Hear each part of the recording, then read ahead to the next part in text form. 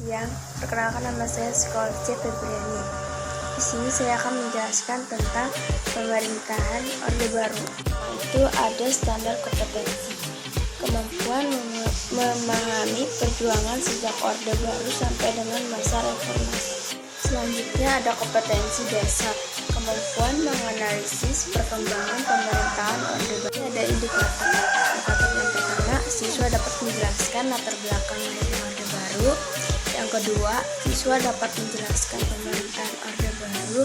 Yang ketiga, siswa dapat mengidentifikasi kebijakan pemerintah Orde Baru. Dan Orde Baru pertama, otoriter.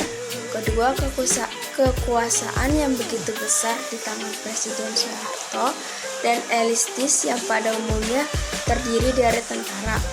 Yang ketiga, ekonomi pragmatis.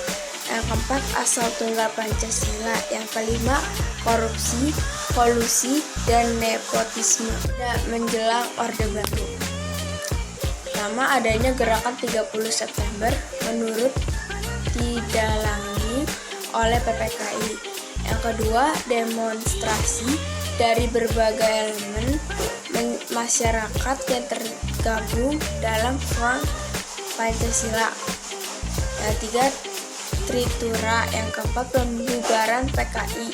Yang kelima, pembersihan kabinet Dwi Kora. Yang keenam, turunkan harga barang. Yang ketujuh, Super Semar atau 11 Maret 1966. Sini ada implementasi amanat Super Semar. Pertama, pengukuhan tindakan pengembangan Super Semar yang membubarkan PKI dan ormasnya.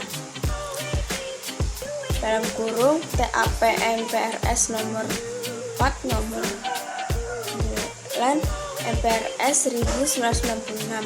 Yang kedua, pelarangan paham dan ajaran komunisme atau marxisme leninisme di Indonesia. Ketiga, pelurusan kembali tertib konstitusional berdasarkan Pancasila dan tertib hukum. Peralihan kekuasaan. Pada tanggal 3 Februari 1967, DPR yang menganjurkan kepada Soeharto untuk melaksanakan sidang istimewa. Sehingga pada tanggal 20 Februari 1967, Presiden Soeharto menyerahkan kekuasaan ke langkah awal Orde Baru. Yang pertama, mengoreksi total penyimpangan yang dilakukan Orde Lama. Yang kedua, penataan kembali seluruh aspek kehidupan berbangsa dan bernegara. Yang ketiga, menyusun kembali kekuasaan bangsa guna tercapainya stabilitas nasionalitas dan konsolidasi ekonomi. Yang pertama, pelita atau pembangunan 5 tahun. Yang kedua, masuknya lembaga keuangan seperti IMF dan World Bank.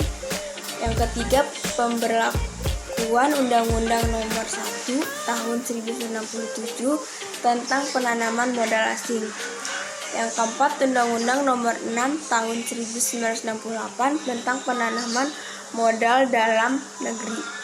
Politik. Yang pertama, melaksanakan pemilu tahun 1971 yang diikuti 10 partai lainnya di mana Golkar menjadi pemenang pemilu. Yang kedua, melakukan fusi partai atau penyederhanaan partai politik setelah pemilu 1971. Yang ketiga, dui fungsi ABRI.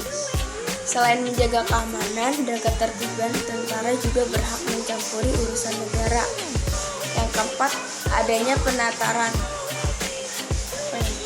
pedoman, penghayatan, dan pengalaman Pancasila.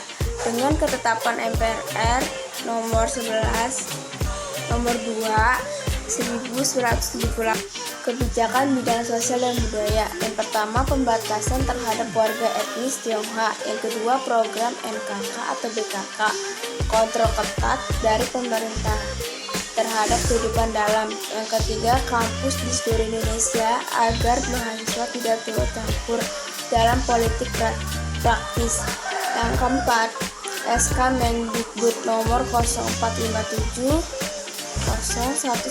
tahun 1990 tentang pola pembinaan dan pengembangan kemahasiswaan di perguruan tinggi, normalisasi ke politik luar negeri.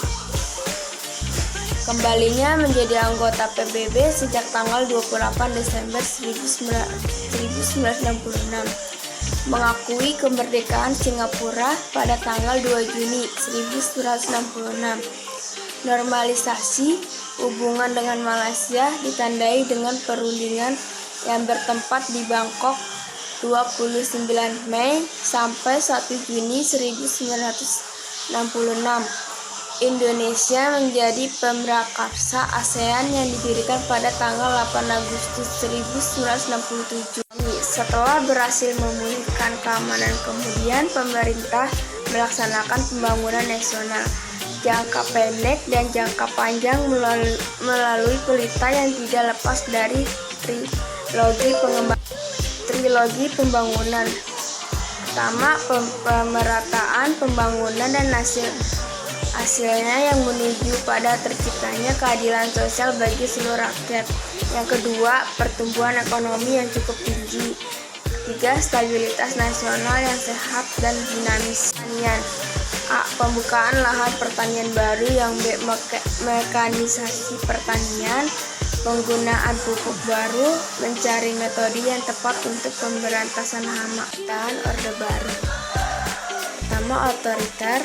Kedua, kekuasaan yang begitu besar di tangan Presiden Soeharto dan elitis yang pada umumnya terdiri dari tentara.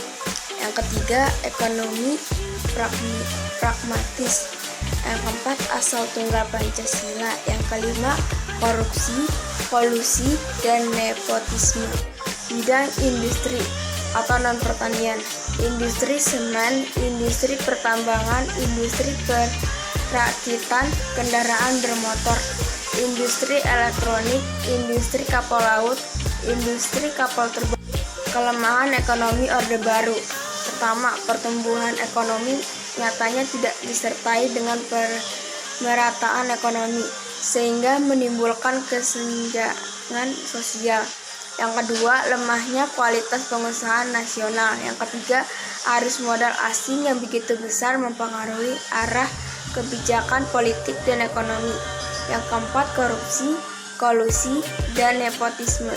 Peristiwa Malari tahun 1974. Oleh pemerintah saat itu, Malari dicitrakan sebagai konflik politik yang sempit, yaitu ketidaksadaran politik masyarakat dan menenggelamkan apa-apa yang sebenarnya mendorong peristiwa Malari. Pasca Malari pada tahun 1974, yang pertama, Presiden Soeharto membentuk blok kekuasaan negara. Yang kedua, menyingkirkan lawan-lawan politik. Yang ketiga, melakukan penertiban dan pemulihan kembali. Yang keamanan melalui penetapan peraturan perundang-undangan. Yang keempat, bersikap represif atau keras terhadap siapapun yang menentang kebijakan Orde Baru. Yang pertama, peristiwa Malari 1974. Yang kedua, petisi 50 tahun 1980. Yang ketiga, peristiwa Tanjung Priok tahun 1984. Dari penjelasan dari saya, jika ada salah kata mohon maaf. Selamat siang.